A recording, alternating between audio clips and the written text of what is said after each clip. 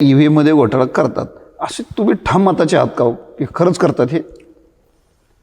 पारदर्शक मतदान हा माझा अधिकार आहे आणि तो मी मिळवल्याशिवाय कोणत्याही परिस्थितीमध्ये राहणार नाही. आज तुम्हाला ते खोटं वाटेल, आज त्याच्यावरती मी तुम्हाला म्हणजे माझे स्वतःचे व्हिडिओ दाखवतो.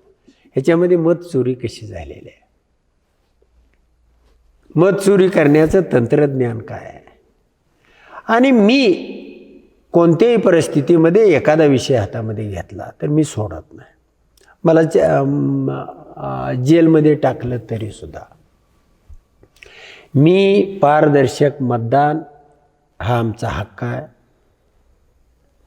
आणि तो आम्हाला असलाच पाहिजे. माझं मत कुठं गेलं हे मला समजलं पाहिजे.